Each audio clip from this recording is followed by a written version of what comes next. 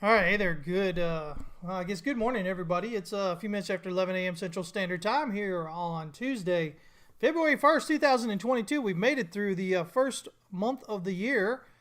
I'm Christopher Inks with Texas West Capital coming to you live from Boerne, Texas, just north of San Antonio. So hopefully you guys are doing well. Bitcoin kind of starting to break out of that resistance it's been consolidating against for a while now.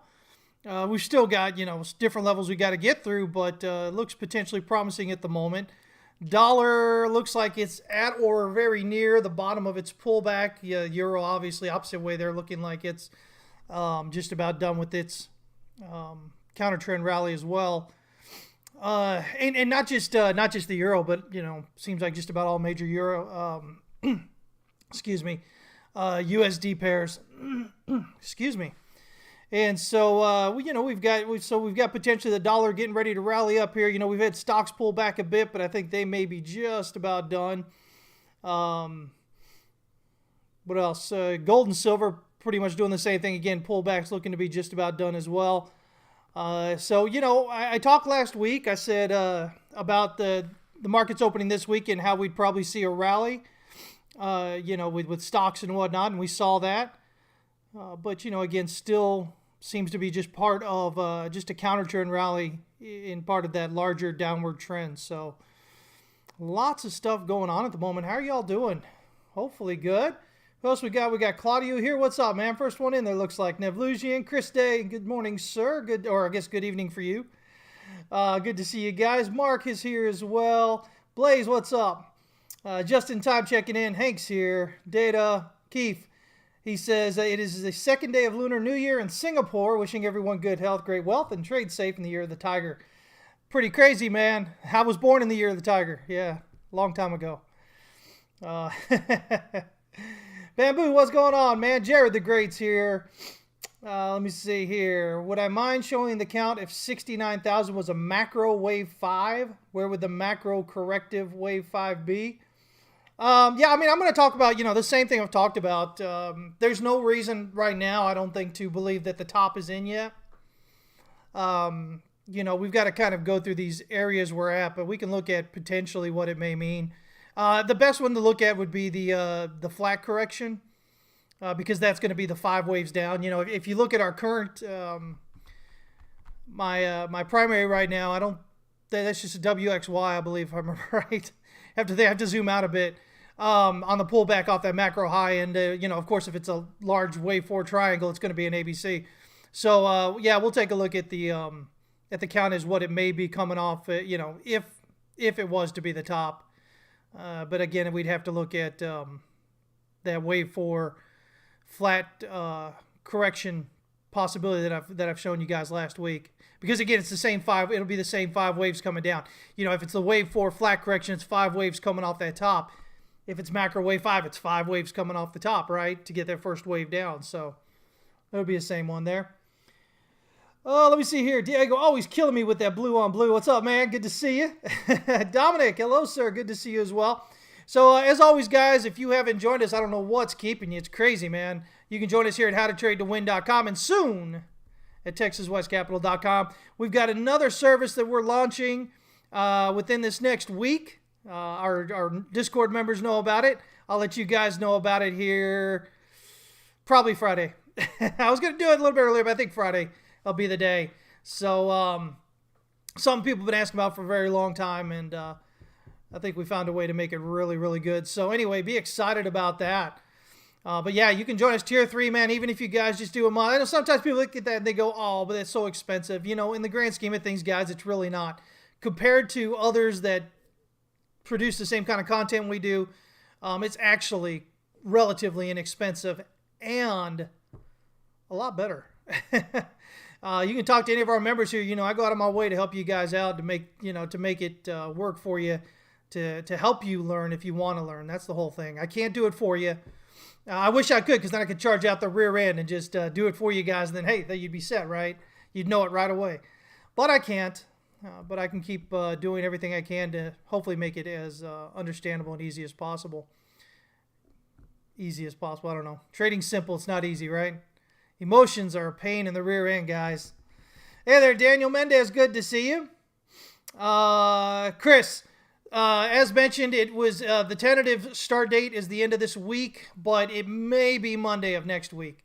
I'm working on. I'm trying out a few different services to get the updates to you guys without me having to do it manually, and so that's taking a little bit longer than I'd hoped. But anyway, yeah.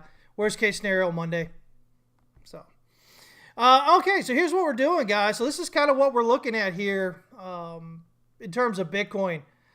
So we've had all this consolidation toward this level here. It looks almost like a barrier triangle. So you've got these higher lows heading up toward this resistance.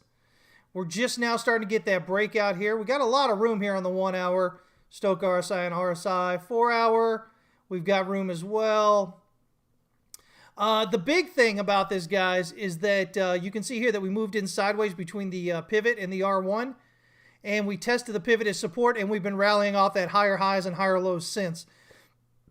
Like I said, just now breaking out above here. So, everything else aside, guys, just from a pivots perspective, the fact that we came in sideways, tested the pivot, rallied up off it above that previous swing high, and right now we're kind of trying to break out right above this area right here. That adds a lot of confidence to it. It doesn't guarantee that, that this is the end all be all, it's going up from here. But, nothing guarantees anything with trading, guys. That's one thing you have to understand. So it does add a lot of confidence on my end to that. Now, if this were to drop back down below the pivot, well, then I would say, okay, it looks like we're headed down lower. But right now, this particular move right here sets up a real good start. Now we just need to see it just break out now. If we look at the volume here on this last drop, you can see that we've got this point of control up here right around 43,176. And so, that gets us pretty close to this pattern target based on the height of the triangle here, which is up here at around 42,890 or so. If this count is correct here, then what we've got basically is a 1-2. And then we've got a 1-2, and then 1-2 right here. Now, last night I was talking to Discord. We were down in this area. I said it looks like we've got wave 1 to get up just at the top of this range here. 2 should pull back to the bottom of this blue range, and that's what happened. And now we've got 3 trying to break out here and head up. But we do need to see this. If it's going to go here, we should expect to see a nice, strong move up toward this resistance. This is a pretty easy drop down, not really any kind of resistance in there too much. So we should see it kind of rally up pretty easily up and through it. Now, my thought is since the daily pivot, it's changed now because the month's changed. It's February now. And so this daily pivot now sits up here around 39,820. And so if the bottom is in, then generally what we should expect is a nice impulsive breakout above the daily pivot, and maybe come back and retest it and continue up. But that daily pivot should hold. If the bottom's in, we should get an impulsive breakout above that daily pivot, and it should hold as support. So, it makes a lot of sense here. We've got this right here, and then we've got all this consolidation right here kind of providing this base. So it makes sense that it would hold and continue up. Based on this 1-2 here, wave 3 has a minimum expected target up there, 42,057. But unless that happens here in the next, we've got 2 hours and 43 minutes in this candle, and then 4 hours in the next. So basically the next 6 hours and 43 minutes, unless that happens at that time, I think wave 3 might actually overextend higher here, because the descending channel resistance here has been from that top, and it's been so consistent that if we get a breakout, the same idea with the pivot here, we should remain above it. So breaking out 3 here, unless 4 just pulls back just that little bit right there and then goes, it doesn't make a whole lot of sense, right? So I think we might get an extended wave 3. By the way, that would be 3 of Roman numeral 3. So 3 of 3 of 3 should have a lot of pressure behind it to send it up, if the count's correct and if that's what's going to happen. So once we break out of that pattern target of about 15,991 above the point of breakout based on the height of the channel. And so we'll see this. Really, again, guys, what we need to see is a breakout of this lower wave X resistance here at 44,453.22. And then the larger wave X here, the higher one at 52,100. Once we get above this 52,100, that should add confidence to the count and say, hey, we're headed up and out, bottoms most likely in. But those are those kind of steps we're looking for, whether, locally based on what we're doing or these larger moves. But yeah, so, this is what we're kind of seeing right now. Do we get that, do we get this impulsive breakout we're looking for? Are we going to get maybe a leading diagonal here leading up to the daily pivot? So 1, 2, 3, 4, 5 gives 1, 2, and then boom, 3 of 3 of 3, whatever. But that's what we're going to see if we can get right here. If we drop down below wave 2 here at 38,021.53 cents, of course that would invalidate at least this local count, and it makes everything a bit more interesting. As long as that holds a support, though, we should be looking up higher there. We do have a pattern target based on the height of this triangle here. I think I said that earlier. Right there around 42,890 and 73 cents. So, yeah, we'll see how that gets going on there. But a lot of confluence of resistance right here. So if we can get that breakout, man, that should move it up really well. But we got to see if we can do it right now. 15-minute pivots holding a support. R1 pivot, kind of resistance here. Here we go. We just hit it. Trying to pull back here. 1, 2, 3, 4, 5 on the 15 minutes. So maybe it pulls back a little bit here, and then boom, pops out. We get a 1, 2, 3, 4, 5. Gives us a 1, 2. Well, it'd probably be 1, 2, 3, 4, 5. And then, like I said, wave 3 overextends higher. So that's kind of what we're looking at, guys, as things continue to go on here. Hey there, 51 ETH. What's up, man? Wazobia Dollars is here as well. Hey, Zeus, what's going on? He says there seems to be quite a bit of resistance at 39K. Yeah, exactly. And, that's exactly what you should be noticing, guys. You should be noticing that, what we basically have here, guys, always, always, always look left, okay? This is kind of this area right here, right? With all this sideways. And that's what we're hitting. That's what we're hitting. That's what we're hitting. But you notice now we're making higher highs. We're almost through that area. And we've consolidated up against it. These higher lows leading up against this resistance. So price itself is consolidating. That means the pressure builds. And then when you break through the resistance, should be a nice pop up. And, takes it out and just kind of flies up through. Which, again, would be consistent with the idea that we've just got this lazy, easy move down here. So to kind of move it back up to this this congestion again. And like I said, if we kind of hit this area and pull back, that's just in line with usual expectations of these long-term resistances. We generally run up to them, get rejected out and pull back, and then break out on high volume. So that's kind of what we're looking at right there. So, I mean, it's good that you noticed that. It is something to pay attention to. But for right now, anyway, at least locally here, we're still continuing to get these higher lows up onto this area here and pushing out higher above these areas, almost breaking out above the swing high here. So, hopefully it is what it looks like, and we've got pressure built up here like a cooker, like a pressure cooker, and, just kind of take price on up high there. I think a lot of people are still looking for it to head lower. Plan B, I think his S2F models, I think it broke down below the first band on that. So, not very positive. But those bands, they're so huge. It's like, how effective really is that in telling us anything? I've had my issues with the whole idea of supply is all that matters from day one. It's not all that matters. But his, S2F model is based on supply only. You can have all the supply in the world, guys, but if people don't want to buy it, doesn't mean jack squat. But I don't think a lot of new traders in crypto understand that, because the old guys that have been here keep talking about, oh, there's only, 21 million Bitcoin ever going to be mined and all this other nonsense. Like it means anything, right? I mean, it's the start of potentially meaning something, but like I said, if you don't have the demand there, it doesn't matter. You could have as limited supply as you want. You could have one of something. And as long as nobody wants to buy it, it doesn't mean jack squat. It's worthless. Oh, but I think it's worth this much. Well, you can think it's worth what you want all you want. But if nobody else is willing to pay that price, it's not worth what you think it is. Now, fortunately for people selling things and people buying things, the value of a thing continues to rise and fall depending upon that demand, right? So, If that person's holding on to something, they've got one of, maybe someday somebody might come in and would be willing to pay some sort of price for it. But until that happens, there really is no inner, value to it. Everybody seems to have this idea that everything's got a value of some sort. No, it's got a value as far as somebody wants to, somebody needs it or wants it. If people don't need or want it, the value is zero, guys. And again, I say stuff like this reality, this is the reality check, right? And usually it hurts a lot of people's feelings, and they get all butthurt and they want to send me nasty little emails and and direct messages and stuff. But I know you guys aren't like that, and I appreciate that. I'm just trying to keep you guys grounded, because think of it this way.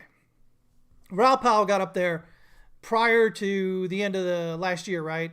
Talking about Ethereum, blowing it up. He sent out this newsletter thing that said, oh, you need to be buying Ethereum now and whatever and all this. And it's dropped, like 50% since then? Something like that. You guys got to be careful out there.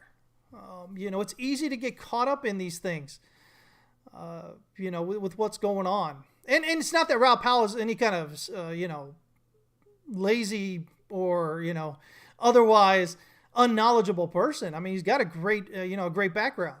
But it's easier for people to get caught up. And, the reality is you really don't know if it's just that. Is the person just getting caught up in it too? Because they're human beings, guys. We're all human beings. Or are they trying to get you to do something, And that's something really difficult to kind of know, when you're following people online. So you've really got to be careful with that.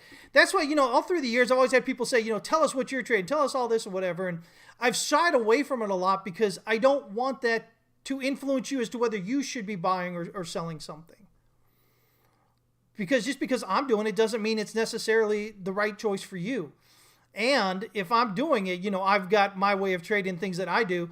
The odds are, especially if you're new to trading, you don't even know the first thing about proper risk management. So it doesn't matter. I've got it in there, and what's going on. You may not be able to play it properly. So, I have no desire to tell you guys that you need to be in something or out of something. I'm just here to help you, hopefully understand more and more about how that market works and why it moves the way it does. And then that way, if you get that, then you can make those decisions about what you potentially want to be into or not. Otherwise, it's just a bunch of nonsense, right? So anyway, let me see here. Let me kind of catch up with you guys there. Tell your writers there's nice support on the hourlies, though, so far. Mason, what's up? He says, this being a 5-wave pullback from 69, are you saying we were in wave 3 of that correction or wave 4 according to your account? I'm not saying it's a 5-wave. I don't think it is. I'm saying if it breaks down beyond a certain level here, we'll talk about it in a minute, then, maybe we'll have to figure it out. I've got it as a WXY right now, I believe is what I have it as. Let me kind of zoom out here a bit. Yeah, see, I've got it as a WXY down here, or WXYXZ, sorry.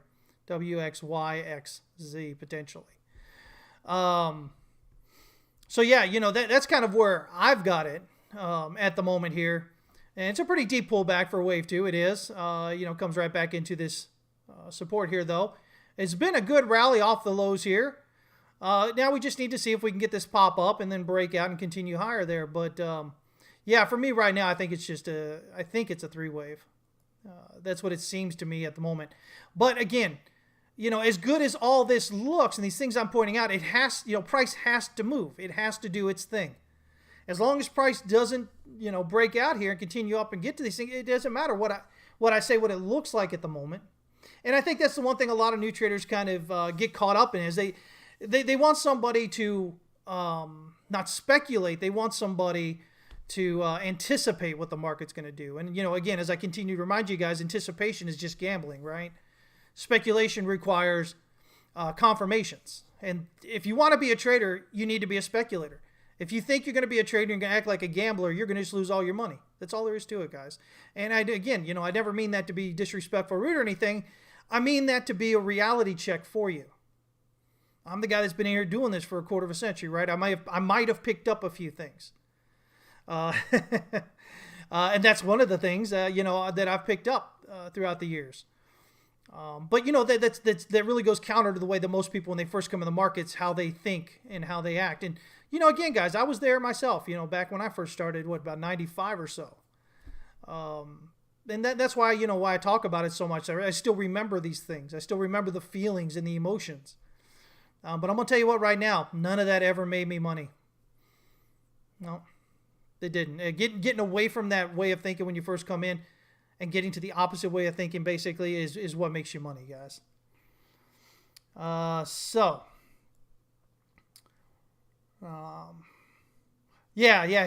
S2F model 60% off where it's predicted to be right now. Yeah, it's outside that first band. Yeah. So, and that's pretty steep. That's a pretty steep move. Imagine being an investor and trying to use that as some kind of gauge of where Bitcoin is headed. I mean, 62% off. I mean, that's huge, right? Now, those of us that have been in crypto for a few years at least, we understand that Bitcoin makes these big moves, right? These big pullbacks, 80% and whatnot. But nonetheless, how effective is a model like that? I don't think it really is. Especially if you're coming in, if you got in down in 2012 or 2014 or something way back there, you're significantly up right now. So the bands aren't such a big issue. But imagine trying to get in sometime in the last, 6 months, 8 months, a year maybe even.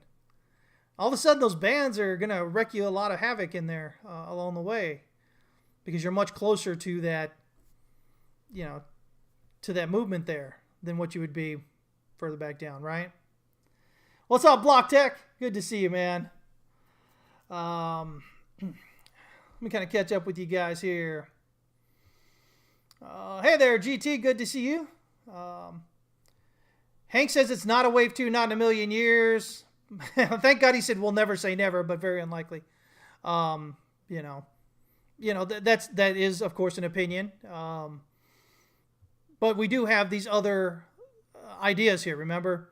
So the other idea being that if instead of here with a flat correction for wave 4, and then this is wave 1 and 2 of 5, if we look at this as being a wave 3, then we get this potential. This is the triangle I was talking about. So WXY down, and then ABC up for B, and then WXY potentially down here, or even WXYXZ kind of thing coming down for wave C here. But then you'd be looking for 3 up and 3 more down, and then a breakout. So still a possibility. The only thing that really kind of invalidates this is if you have 5 waves up that break out above wave B up here. As long as you have 3 waves heading up here and it reverses prior to wave B, well, it could still be a wave D. And then you need 3 down for E. That completes 4, and then you go up. The other possibility, of course, is this one right here. And this is the idea that maybe anytime that you've got this consolidation, this sideways movement, you should be thinking 2 things, especially if it's a wave 4. You're thinking triangle, and you're thinking flat correction. And so this would be the flat correction. Now, this is the idea that there would be, 5 waves down. In that case, maybe this is 1, 2, maybe this is 3, 4, and then you'd be looking for a 5. But in this case, I believe that if it is, 5 will just be this this drop down below the range low here, below the swing low, and it'll just be a wick like this. It'll just be a wick below and then back up into it. That's what I think will happen. It'll print a spring is what we'll be looking for here. Now, this is weekly S1 pivot, which is no longer where that's at. That weekly S1 is now right here. See if we can kind of do this up here. And then we've got the S2 pivot, the weekly S2. Oh, wait, no, this is daily. I'm sorry. Let me get back to the weekly here. There we go. That is still correct. That's right. Because it's weekly, not daily. I was looking at the daily chart. I got it moved all now. There we go. Right around that 26,000, 300 or 400 area would be where I would expect it to potentially go there. So again, it would be, like a 1, 2, 3, 4, and 5 if that was to happen. But this is still, like the triangle, 3 down, 3 up. So WXY down, ABC up. But in this case, you would see, again, a wick down below the swing low or below the range low here, rally right back up and close back in the range, and then you'd see it just rallying up after that. If this flat correction is here. So, these are kind of the bigger possibilities. Now, here's the thing. Here's the interesting chart. This is GBTC. Grayscale Bitcoin Trust. Okay? We can note from here, this looks a lot like reaccumulation here with a spring. You've got the volume drop off. You've got the price action volume along the way, suggesting you've got what appears to be a spring here. This is a drop down on this heavy volume. We can look at these two candles here, and you can see that you gap down here because you go from the 21st to the 24th. So this is a weekend gap. And what happens when the weekend opens back up? Almost immediately rallies right the heck back up on just a bit more volume, but a lot greater result than what you had previously. This is as close to a check of a reversal as you can get. But, when a spring, you look for your secondary test. So you pop up here, you come down to your secondary test right here. Your secondary test pulls back into the spring, and what you're looking for is lesser volume than what you had on the spring. In this case, significantly lesser volume than what you had here. So it looks like a clean spring secondary test, and if that's the case, we should be heading up. And so if we're heading up here, then it doesn't make any sense to do this right here. Okay? If that happens. So within, well, let me get that back over there. So, again, we've got this here. This would not be a triangle. This would be basically an ABC here. It wouldn't be a triangle because this would be A and you can't drop below A. So there's no triangle there, right? So ABC, it rallies up. And if this is an ABC, then it makes it hard to imagine that spot would print a triangle here. I'm not sure how we would get spot to print a triangle and GBTC here continue on a rally up. It's next wave 5 up there, heading up and out. But again, this is all predicated on if this is as it appears here. Reaccumulation. And a spring right here. So we've got to see this kind of breakout. First thing is we need to see a breakout above this swing high here at 2740.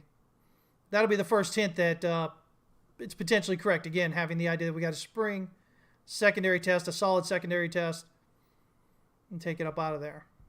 So we'll see what happens. But definitely keeping an eye on this along with what we're looking at here with that. GT says your UVXY trade better turn green soon.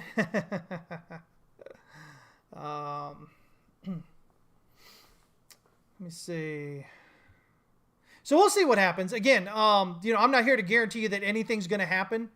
I'm here to read the chart as it's looking at the time, and that's this just constantly requires updates, especially when you're at the lower time frames. So again, right now, the things that are adding to this this leaning toward maybe the bottom might be in is you've got this consolidation up to this resistance here. You had the move sideways between the pivot and the R1, tested the pivot, broke out above the swing high right there. And so, you've got those few things kind of adding together on these lower time frames, suggesting that maybe the bottom may be in. But we definitely need to see an impulsive breakout above the daily pivot. And really, I want to see it hold. What my preferred way to see this happen would be something along the lines of this, and then kind of, breaking out of there. This would be my preferred move. That right there is a solid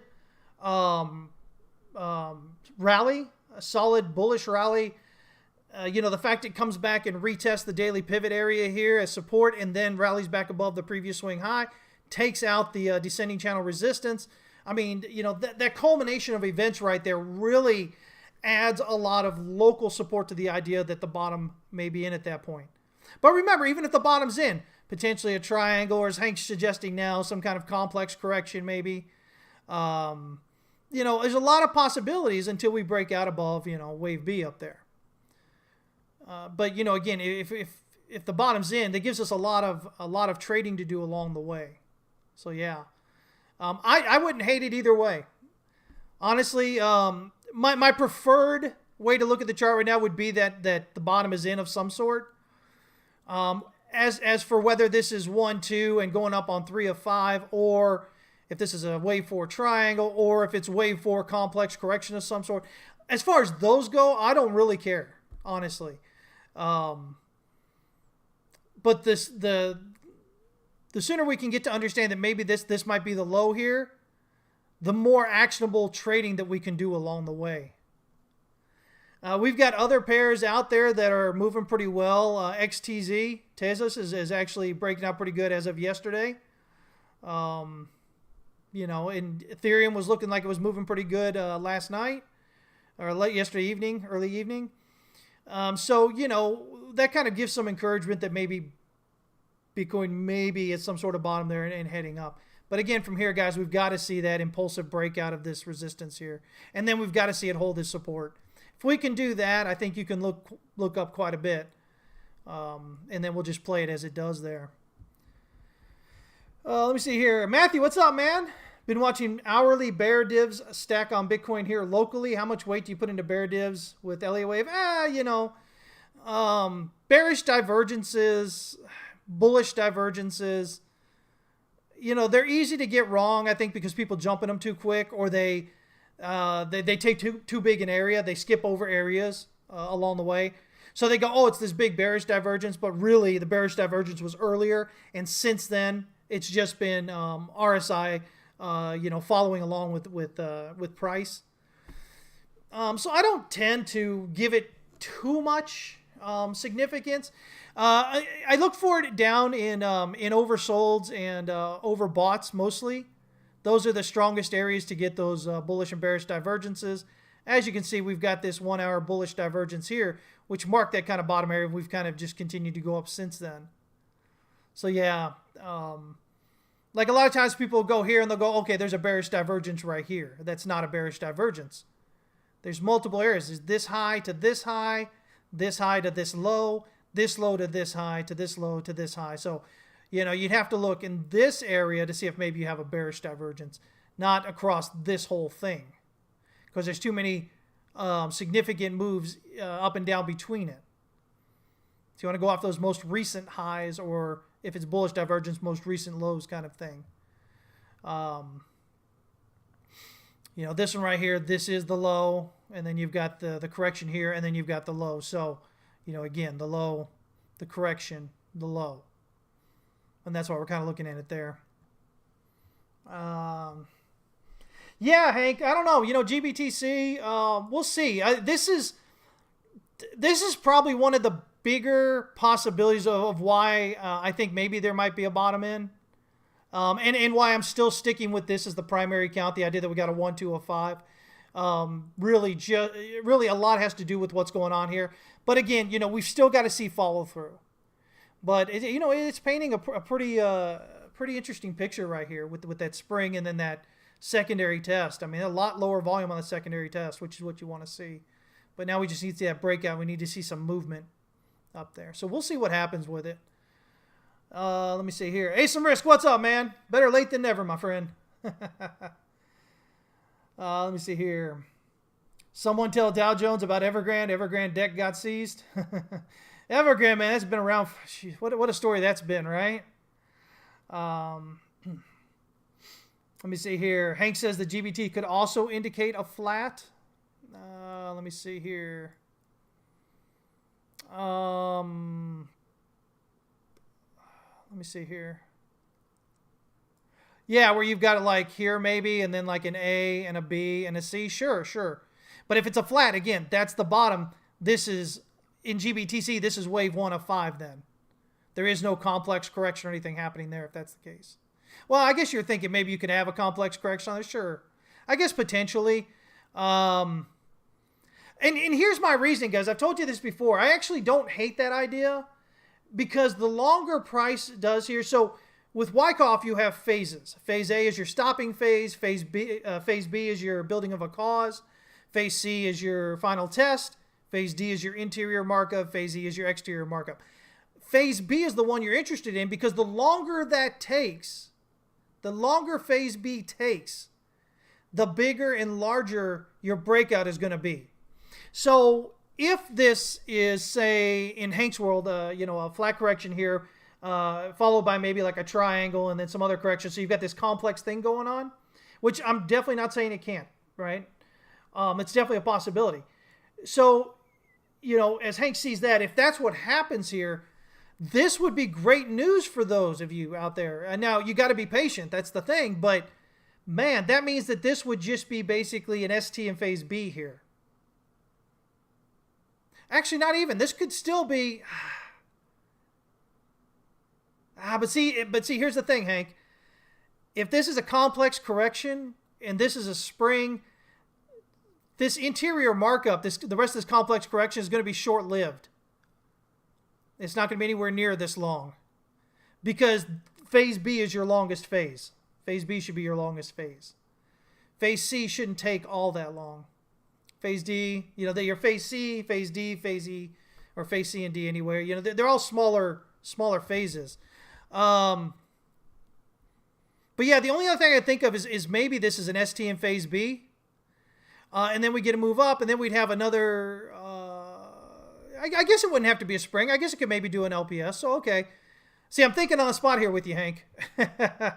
So Hank's saying maybe triangle, right? So Hank's saying, okay, maybe something along the lines of A, B, C, D, E. Wait a minute. So if this is a flat ABC here, and you get a triangle, you're going to have to go A, and something like A, B, C, D, E for B, and then C, and then maybe just a regular, regular ABC coming up here. And so if that's the case, this could end prior to low here, just an LPS, just the last point of support. Or it could break down and get just a little bit lower on that dip there and get a spring. So, yeah, I guess it could, as you do that. Okay, yeah, it could. And so, again, what that would do then, would elongate the amount of time here that we've got with this whole kind of wave, this phase B kind of thing going on here, right? So you have this much larger phase B, which means then you get your 100K plus, all but guaranteed, once it finally breaks out. So yeah, okay, I can label something like that, sure. So we'll have to see how it plays out, guys. The important thing is to see if we can get this, if this is the low down here first. Then we can figure out the rest of it as it goes on there. So yeah. One more wick to what level? Your guess is as good as mine. There really is no way to know for sure. It depends on how long it takes here. I would zoom out to the weekly because these fibs will hold for the entire year. And so if we got another wick down, I'd be looking on GBTC here at the S1 pivot right around 1945. If we got one more move down, it's right here in this area, and then right above this resistance right here. This was that June 19, that first rally up. And then you have that May 2020 or that March 2020 drop here. BitMEX induced, right? And then you've got, of course, your move up here. But yeah, if it was to go down, I think it would just target that 1945 area on GBTC. Now, here's the other thing. If we get an impulsive breakout above this weekly pivot, coming from down here, that should indicate that that this is done. Like if it comes from here and rallies up above here impulsively, that should indicate that the bottom's done here, and we're headed up. And that pivot should continue to hold. As you can see here, you do have all this. You have this supply block right here, which would turn into a demand block once breaking out above it. So, again, you'd be looking for this breakout above it, probably coming around this swing high area up here, the R1 pivot. Check that pivot as support, and then break out higher. So again, kind of thinking, well, it looks like very well may just, be the bottom there and just kind of heading up, in wave 5 up. But if I'm watching GBTC here, this is exactly what I'd be looking for to kind of confirm that that most likely this is wave 4, it's done, and this is wave 1 of 5 heading up here. And so what you're looking for is the impulsive breakout above this area, which would likely reach that R1 pivot kind of area, pull back toward the pivot, and then rally off that and break out above. Once you break out above that, that's all she wrote. You're gone as it goes up there. And so I don't know if that's going to be a wave 1. Whoops, let me see how to do this. If we get a wave 1 kind of up to this R1 pivot area, wave 2 pullback, that gives us a minimum expected wave 3 at 94.28 and a minimum expected wave 5 at 107 on GBTC. Now, I say minimum expected because with this, we've basically been going sideways. Remember, guys, we've basically been going sideways since January of last year. I mean, December of last year here at GBTC. This is all sideways here.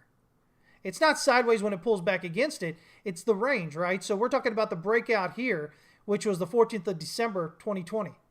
So we've been basically going sideways for 13 months now, almost 13 months, 14 months. So the length of time going sideways there suggests a really big move up. And not that that wouldn't be a big move up. But I think we would end up having an overextension. I think we'd get at least to the R5 pivot here at least, right around 118 or so. I think we'd get at least there, probably break out above that, and then we'd pull back. That would be the top up there, I think.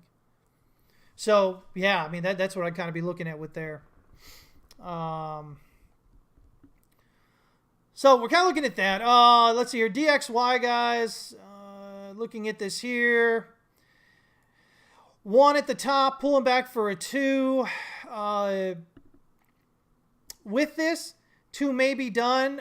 But if this drops back down below here, we'll look for it to find support here at the 50% pullback right there around the S1 pivot on the 1 and 4 hour. And that's what I would expect to be wave 2. In either case, a breakout above the 1 hour pivot here is going to be the first clue that bottom's in. Further breakout above wave B up here at 97.301 is going to add confidence to your count.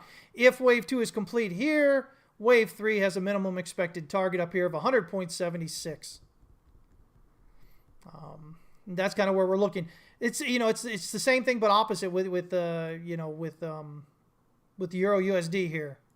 Wave 1 complete, wave 2 may be complete or a little bit higher. I think it may still have one bit higher here toward the 50% level. So again, that would align with the DXY rolling back here for one more at that 50% level. But again, like the DXY, if we get a breakdown through the pivot, then that'll be the first clue that wave 2 may be complete right here, right there below the R1 pivot area. But then further breakdown here below wave B, support there at 1.11463 will add confidence to the count. Now I didn't check. Let me see here. See, if I look at this, let me see here.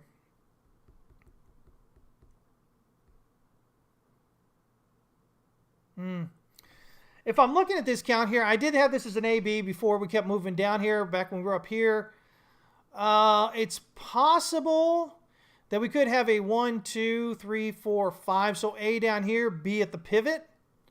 And then 1, 2, 3, 4, 5, just a small C. So really, it just becomes this pivot area that's really important right now. And the more impulsive the breakout above that. So again, if you watch the futures here, the DXY futures on the ICE exchange, what you want to see is larger candle spreads and then expanding volume as it breaks out above that. That's really what you want to see there. So yeah. But, either way, looking for, either the DXY, either the dollar is bottomed or it's going to be real soon, coming back down just a little bit further there. Like I said, Euro, USD, USD Yen, USD CAD, Cable USD, all these are showing the same thing, the same kind of wave 2 kind of movement there. Either being done or nearly done. So I think, if you're the dollar, you're good. If you're anything else in the FX market there against it, at least the majors, you're probably going to be sucking wind for a bit. Yeah. So that's one I'm kind of seeing there. ARC here, it dropped on down through the descending channel support here. Remember, we've been watching this is way up here. Talked about the breakdown at least to the channel support. And really, if it broke down below that, that would add a lot of confidence to the idea that this is likely a top up here. The idea being that usually if it's just an ABC correction, that price will stay within the channel or maybe just come out just a little bit. But when you get a massive move outside of it, it usually indicates that's a wave 3. So you'd be 1, 2, 3, 4, 5, 3, 4, and then 5 down here a little bit lower. And that would just then maybe be A. Or, 1 or whatever. But oh, how the mighty have fallen, right? Cathie Woods, the darling of everybody there, way up here at 160 or so. Dropping all the way down to 60 so far. That hurts, right? It's like a 60% drop or so.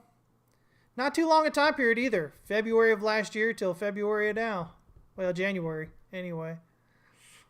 Just a little bit of sideways there and then just down. Again, like I said, last week we were talking about it possibly rallying up, and we look for the first target being this descending channel resistance. There's where we are. We've got the daily pivot just a bit above it. Stochc RSI almost overbought there. You did have a bit of bullish divergence here leading to this rally back up. But, if this is a, I don't know, maybe 1, and then, let me see here. Okay, so maybe 1 and then 2 and then, or 1, I'm sorry, and then A, B, C gives us 2. And then this gives us 3 here. Let me see.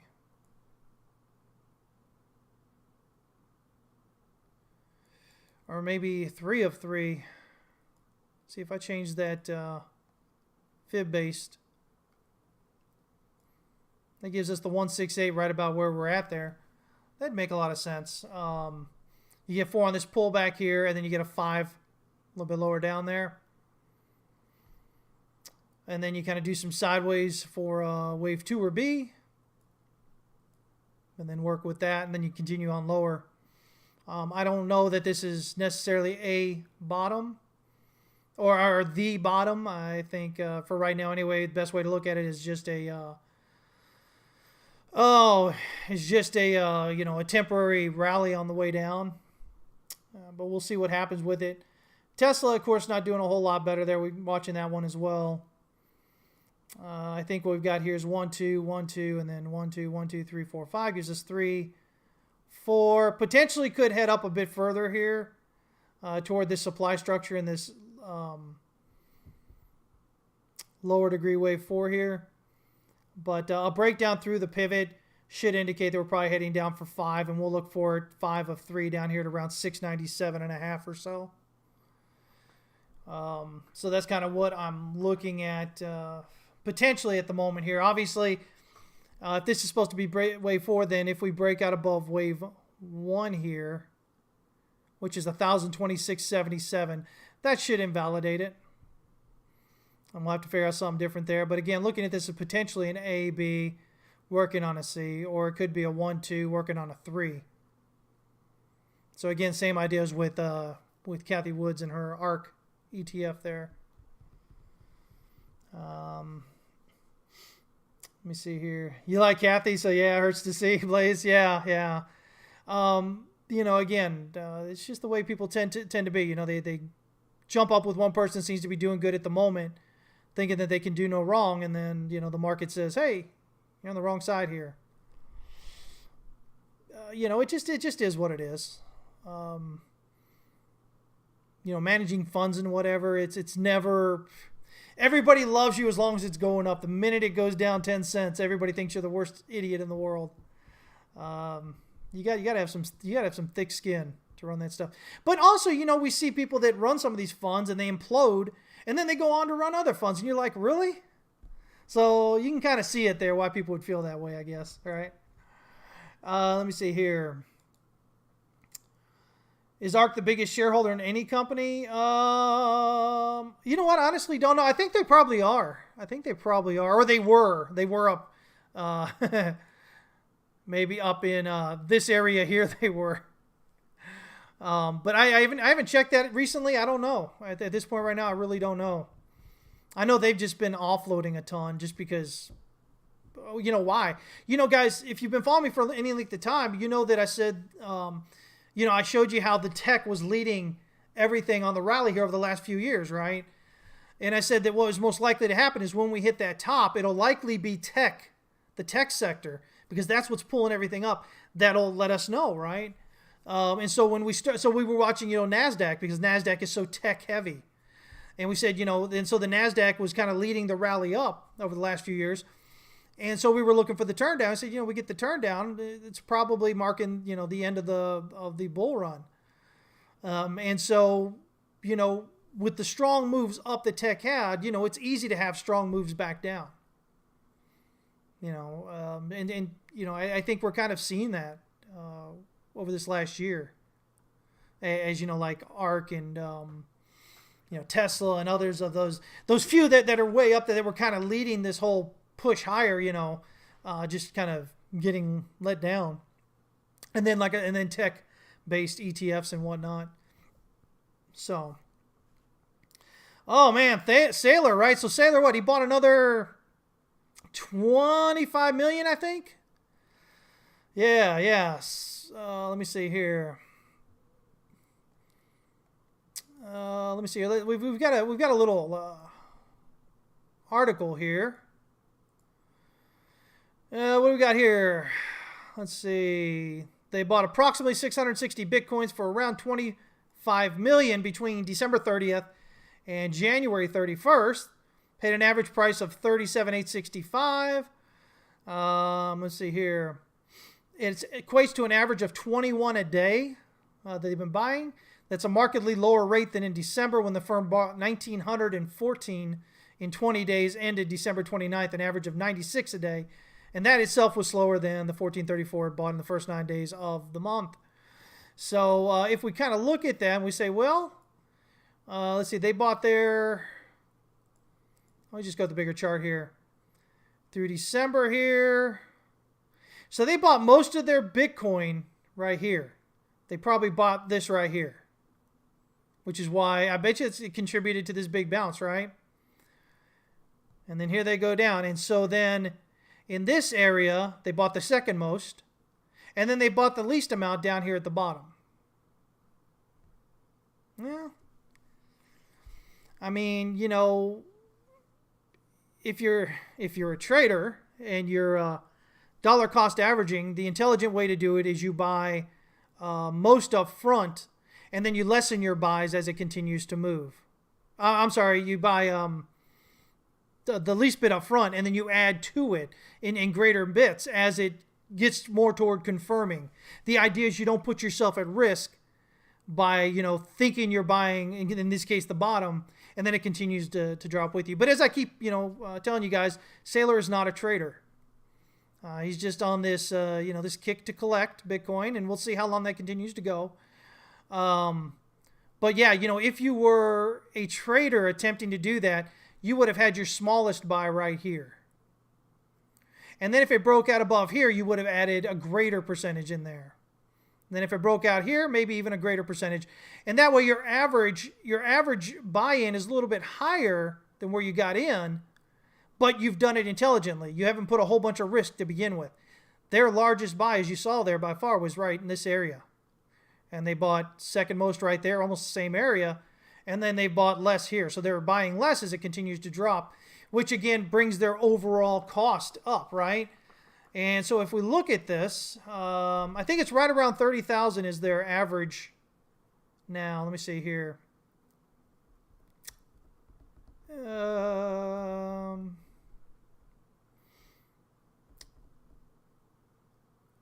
see here. Oh, it doesn't tell in this one. I know it was telling me somewhere that it was. I think it was something like about their average of everything they've bought now is right around 30,000 or so. You'll remember they first bought in there. What was it, like 20? I don't remember, guys. What was it, like 22 or 24 or something? And so that's kind of where Saylor and them are sitting. So I mean, we can thank them for at least putting some buy pressure on that, right? In there. Hank says that he's already said that he buys when he has the funds. We'll see what happens, I mean, as long as price continues to go up, he's fine. If it drops below their average buy overall, like I said, is right around 30 or so, he's going to get hounded by everybody, reporters and trolls and everything online. And I don't know. We'll see how well he holds up with that. It's kind of crazy. But the way he talks here is like he's going down with the ship, right? And that isn't exactly the best way to kind of handle anything. If I don't think they would. I've said this forever. I don't think they will. But, if something happened and the government, like the U.S. and whatnot, were to ban, Bitcoin. And yes, you go, oh, you can't ban Bitcoin. Ah, shut up. I'm not I'm not talking about banning Bitcoin. I'm talking about effectively making it a very expensive proposition for your citizens to get their hands on it, right? Expensive in terms of if you're found to be holding Bitcoin or buying Bitcoin, you go to federal prison for 30 years, that kind of thing. That's a very expensive proposition. Most people aren't going to be willing to do that. But if something like that were to happen, Saylor's, his little mantra, his little view right now appears to be, oh, well, if it goes down to $5,000 and it never recovers, that's just it. That's where we'll be. Honestly, if I'm invested in a company, I don't want that kind of nonsense. You're supposed to be a steward of my investment. You're supposed to be doing good things, for your investors. You're supposed to be making sure that they're kind of, making money. That's the ideal, right? They put their money into it. So I don't know, that kind of thing really bugs me as on the business side of things. But who knows? I honestly, I don't think that he would hold forever either. I think if that thing went down 10,000, 5,000, and it looked pretty good, like, governments were banning, it wasn't coming back. I think he'd be selling on the way down. And then he'd just tell you, you know what? That's life. Deal with it. Yeah, I said that, so what? And that should be his attitude at that point. But if you are buying, and God, you shouldn't, but if you're buying because Saylor or some other Yahoo out there is buying, that's just silliness. You're going to get burned at some point. Buying or selling according to, what somebody else is doing. But, a lot of people do that because they don't know what they're doing. They don't know how to research, and they don't have a clue how the market works. And so they go in there. And then they get upset when things turn against them. But again, guys, I talk to you all the time about that. It's all you. That other person has no responsibility for you going in there and buying or selling. You have 100% responsibility for what you buy and sell, guys. That's why it's so important to learn what's going on, right? Not gonna lie. You want to see the Saylor sell candle? Yeah, Hank doesn't seem like he's much of a believer in that ever. Either the Bitcoin maxi, never selling my Bitcoin, but it will become a currency. Dumb, really, really dumb, Hank says.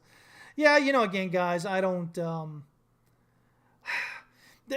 so here's the thing. You guys got to be careful when you get caught up in what people are going through online. Everybody's talking about El Salvador and all these little tiny little countries, kind of coming in there and getting involved in Bitcoin, right? And they talk about it as if it really means something. But I'm going to be honest with you guys. It really doesn't. These are little countries that mean little to nothing in the grand global scheme, right?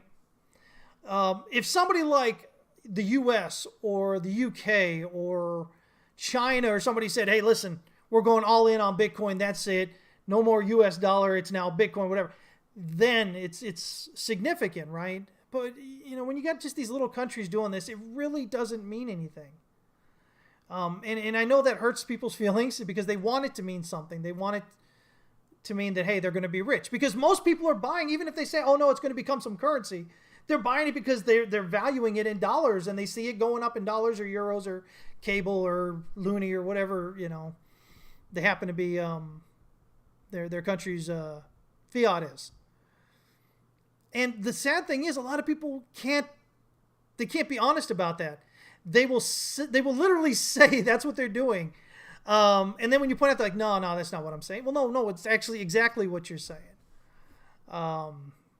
You can see it in the way that people act and react and how they get with when price moves and whatnot. So yeah.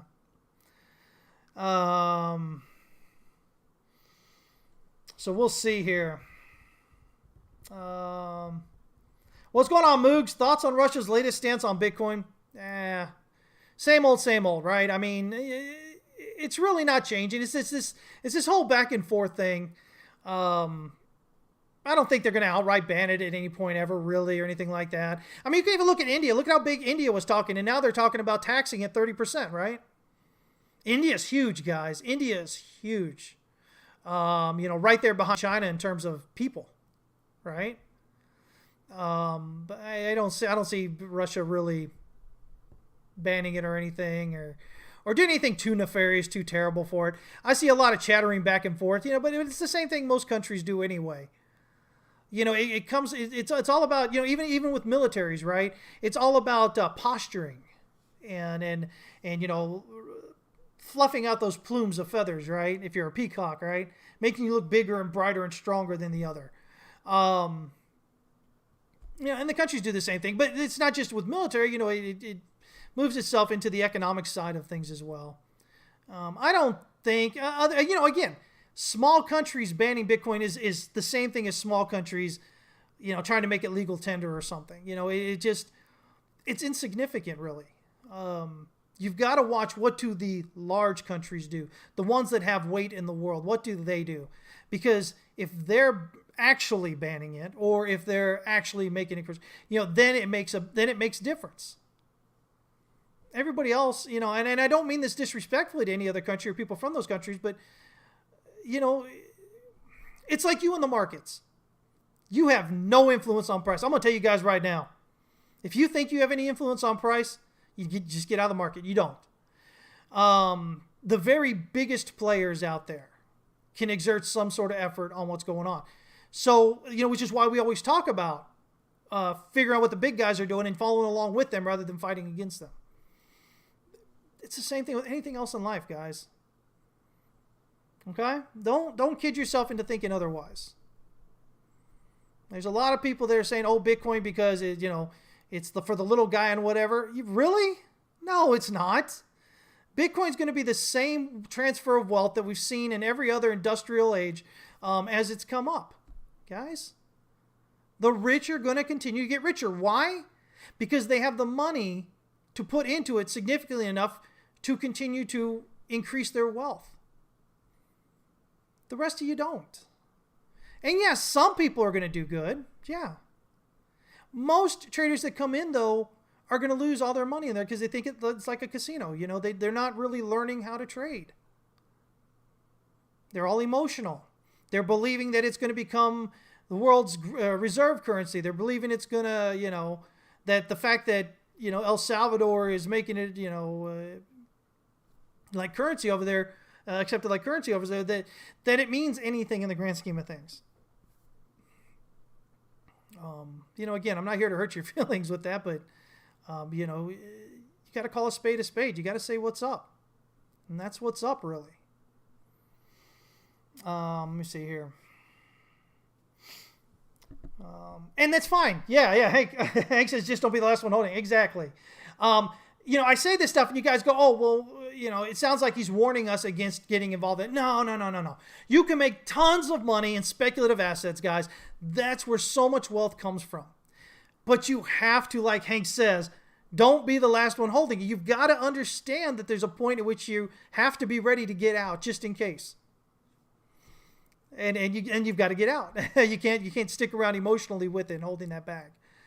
You've got to get out with it. Yeah. But you can make a ton of money just because understand that no matter what I get up here and say, no matter what you say, Most traders out there are going to continue to trade emotion, are going to continue to buy based on the nonsense. So, you know what? Just go in there understanding that and make sure that you're paying attention to it. You're not being emotional about it. Find your entries and your exits. Take their money. It's okay. Yeah, and people are like, oh, no, that's not fair. That's not right. You shouldn't be taking their money. Sure you should. They're in this market. They are choosing to be unknowledgeable in the market and acting in a way that's not conducive to them getting where they want to get. That is 100% on them. If I sit here and tell you this day in and day out, and you still go out there and act the fool and trade emotionally and do all these things, that, again, I've tried. I've said my thing there. I'm not going to sit here and go, oh, I'm not going to take your money because I like you. You're a nice person. No, I still like you. You're still a nice person. You're just not understanding what you're doing, and you're getting involved in a market you have no clue about, and you're using money, real money. That's all on you. If I don't do it, somebody else is going to do it. And I'm in this market to make money. So I'm not going to let somebody else do it. Makes you feel any better? I like you. You're a nice person. I'm the one that got your money, right? But no, seriously, guys. I just bring this up because I've gotten this in the past where people are like, oh, well, don't you feel bad, taking somebody's money because they don't know what they're doing? No. You chose to get into a market and to do a thing of which you have no idea what you're doing. You've chosen not to get good at it. You've chosen not to learn how to do it. That's all on you. I have no reason to feel bad. Right? And neither do you guys. Okay? It just is what it is, man. You go on the playground, when you're younger and you go and you play whatever sports you're playing and you lose, guess what? You lost. You knew coming into it there was a chance you were going to lose. At least you probably learned how to play the game, though, and whatever, so you're one step up of what most people are when they come to the market. You can't force people to learn and to do things correctly, guys. So you can't feel bad when they choose not to learn and they go and they lose their money to you or somebody else.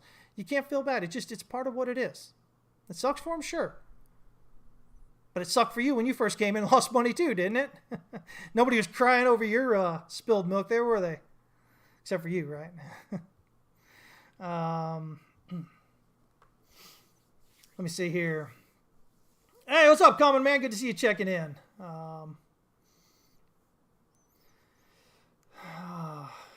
So that's kind of what we're looking at there, guys. As far as all that goes, so just be careful out there, be realistic and just do what you got to do, right? Do what you have to do for you. There's nobody out there who cares as much about you as you do. Understand that. And it's okay to care about you. It is okay. Contrary to what society wants you to think today, that it's not good to be selfish. Selfish being that you think of yourself.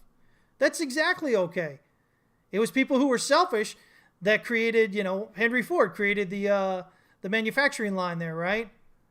Those who created, indoor air conditioning and indoor plumbing and all these great things that we love today. It wasn't because they were like, oh, you know what? I'm going to do this because of it's going to make the world a better place. It might have been part of it. Along the way, they were like, man, I can make a lot of money doing this if I figure this out. Or I'm going to be really important. People are going to know my name. Who cares? I'm glad they did it for that reason. Because had they not had that reason, nobody would have done it. How do I know? Because look, nobody did it. Until then. Stop thinking that altruism is actually a thing. And even if it were, that it means anything. It doesn't. Every day, I will gladly pay for somebody that does something because of themselves, but that it ends up helping me out. Makes my life easier, makes my life better. I have no qualms at all with that. Why should you? Your life is easier. Your life is infinitely better. For air conditioning, for indoor plumbing, for internet. You're here listening to my dumb self rant on over here. It's okay.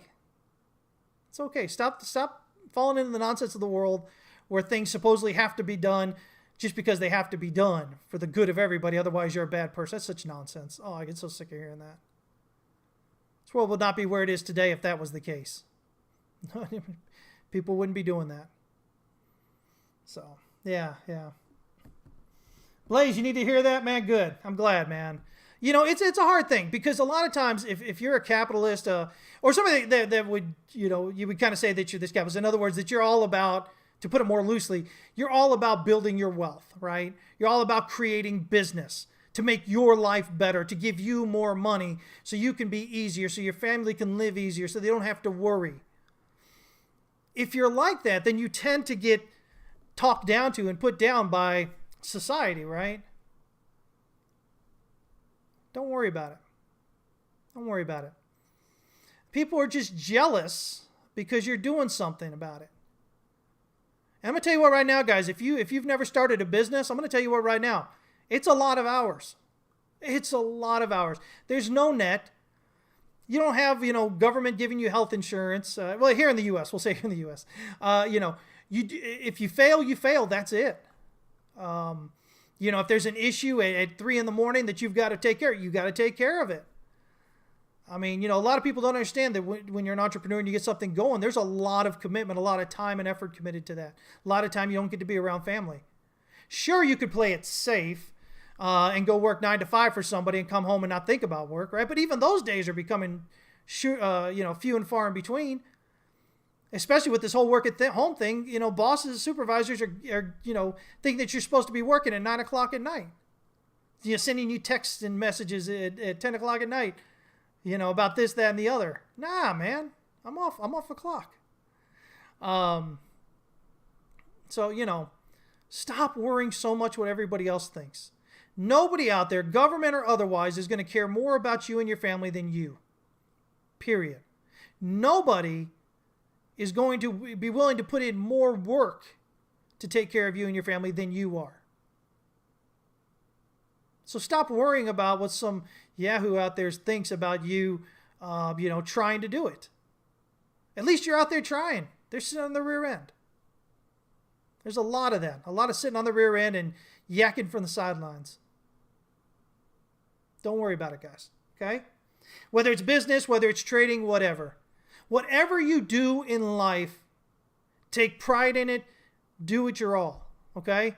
I don't care if you're cleaning bathrooms. You know what? You don't necessarily have to clean bathrooms for the rest of your life. But as long as you're cleaning bathrooms, do the best damn job possible. Make those bathrooms look the cleanest they've ever looked. There is something to be said about taking pride in what you are doing, the fact that you are doing it. We don't have to like the jobs that we have.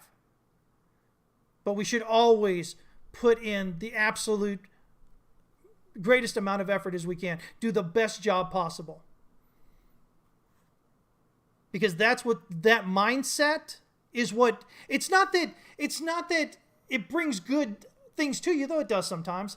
But at the end of the day, it's because your eyes are more opened to the possibilities, to the other doors that you can go in, to the to moving beyond where you're at. There's something to be said for taking pride in what you do, no matter what it is. I haven't had money my entire life, guys. You know, this is something I've created for myself. I came from just everyday people. So I've had, you know, way back in the day when I was younger, I had some really not so great jobs when I was young. But I always did the absolute best I could do at them. And it always led to something more. Of course, I also found out I don't like working for people, which is why I do what I do now, but, you know. So I'm not just some guy out here with a certain net worth saying, oh, yeah, you should do that, and not understanding. I understand. I've been there. Everything I have, I've worked hard for and created myself. And you can do it too. Yeah, like I said, whether it's the markets or whatever else you want to do. Okay. Let me see here. I appreciate that, Ali. I appreciate that. You know, again, I'm not seeking to be anything out here other than a guy who just hopefully says things in a way that makes you guys think that maybe there's a better way to live life. Maybe there's a better way to do life. Maybe there's a better way to get where you're trying to get. That's all I am. I'm nobody special. I'm just a guy. I really am. And hopefully you guys listen to a lot of this other stuff I talk about, because again, I've said this so many times. I believe that how you view life and how you are in life reflects itself in how you trade the markets. And so if you are this type of person that I'm discussing here and describing, and you're putting forth that kind of effort and doing that thing in your regular life, it's hard to imagine that you won't be successful as a trader. You've got those skills. You've got the determination, that grit, that all that stuff that can't be taught already in you. And you're just applying it to everything in your life, markets included. If you're not there, you can be there though. Because I've made it quite clear what the issue is, what the things are. You know, you can choose to look at your life and go, well, you know what? Maybe I'm not doing those things I need to do. And you recognize that, so it's up to you to do it. You can do it. You can do it. Sorry, Happy Madison Productions kind of line there. Anyway, but you can. Don't listen to anybody else says you can't. Okay? You might have to find another way to do it, or maybe work it a different way, but there's a lot to be said for actually putting forth effort, guys, and not giving up. And even when you do fail, learning from it rather than letting it kind of say that you're worthless. You're not. I failed a lot of times in life. I wouldn't be here now if I didn't. Just got to get back up. Let's see here. Let's see. That's right. Opportunity everywhere. That's right. But chance favors the prepared mind and body. That's right. That's all I'm saying, guys. Some people say, well, if you do good things come to you. Or if you view the world this way, then good things will come to you. I don't necessarily believe that. I mean, sure, it's going to bring some stuff, kind of some opportunity. But really, there's always opportunity around you guys, 24/7. But the way in which you view the world determines whether or not you see those opportunities.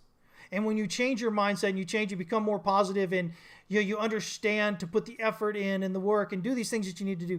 When you do that, then you start noticing the opportunities that were always there. It's a pretty great thing, let me tell you. Okay?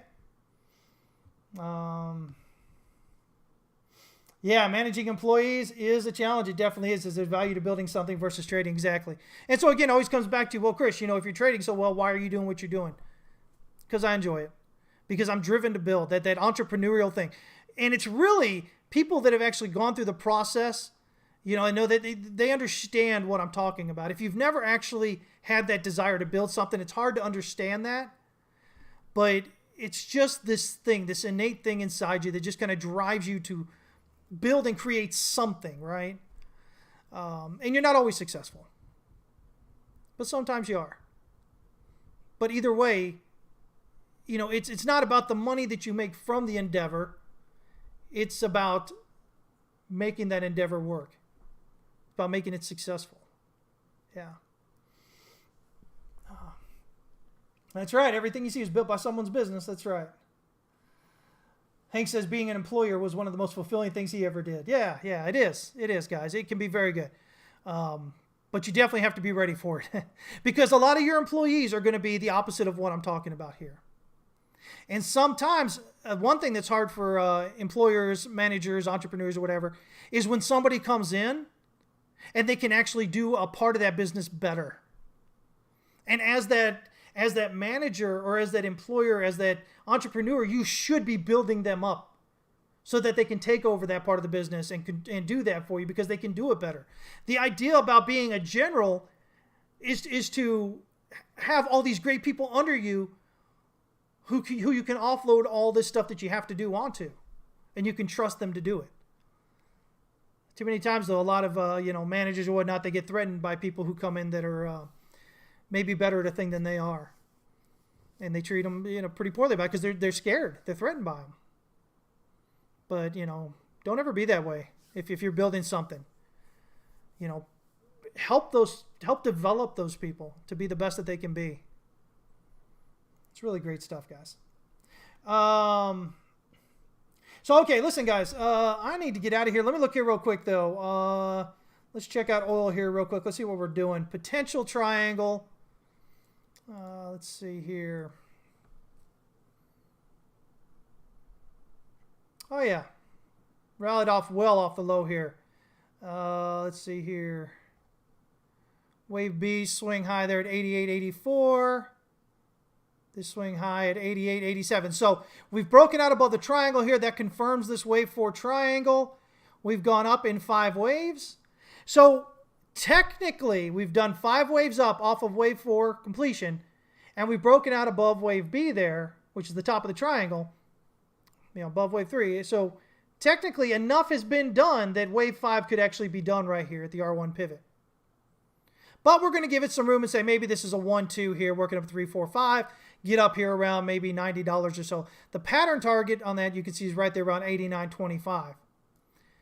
But if this drops down below this swing low here at 87.02, that should indicate that wave 5 is done. And we're heading down now. So there's where we are with oil. Silver, let's see here. Polyfarms, man, I appreciate you, buddy. Thank you so much. So kind. You're really so kind, man. Too kind. I appreciate you. Thank you. I'm no good at. I'm no good when people do things for me. I'm really terrible at accepting it. So I try. I hope you guys understand that. I try, but it's tough. It's tough because I've always, again, done for myself, built what I've built myself, and I prefer to be the person giving and helping. But I definitely appreciate you, man. Thank you. Real quick here, silver. I'm looking at this potentially. This may be the top here. It would make sense. It's at the pivot, high volume node there. 38.2 retracement, wave 2. What we're going to look for is, do we get a breakdown below wave B here?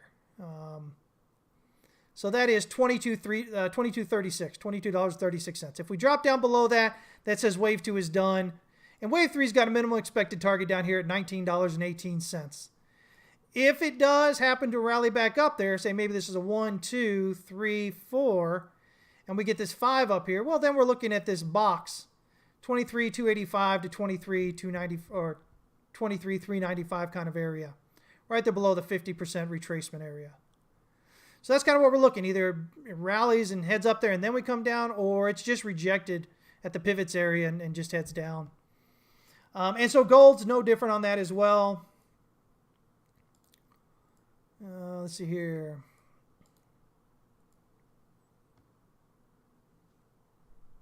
There we go. Gold kind of, again, a 38.2. Potentially could jump up to the 50, which gets us at that wave 4 resistance. But if it does drop here below, I've got this as a triangle here for wave B, so that triangle support is right there at 1785.80. If we drop below that, that says wave 3 is in progress down here. Minimum 1697 and 70 cents. Or like I said, it rallies back up here without breaking down, rallies up, hits that, and then comes back. We'll do that. As far as the markets go here real quick, NASDAQ Composite. Let's see here. Working on it here. I think it may be at or about top here possibly. We're up here, but Stochastic RSI has kind of dipped back down. So we'll have to see where it is. Right now, I've got this as a wave 4. But it's, it can't go above 14,530.23. If it does, it'll impede on wave 1 there. And so we'll have to invalidate that. For right now, we're going to go with this count. We're going to see where it goes. We're right around the 50% retracement here. We're looking for a breakdown below wave 4, circle 4 here at 14,053.23. So a breakdown through that would be the first clue that maybe, the first hint that maybe that tops in. We need to get a breakdown below wave B support here at 13,236.56. E-minis, S&P E-minis, guys. There we go. Possibly ending diagonal right in this area. As we did this, looking for this to kind of break down here. Right here below 44.61.75 right here. If we can get that, that'll hint that wave 4 may be complete. A breakdown through the pivot on the 30-minute here will be the first clue that it really is. And then, of course, triangle support here at 42.83 for wave B is going to add confidence to the count. And finally, let's jump over here at the Dow.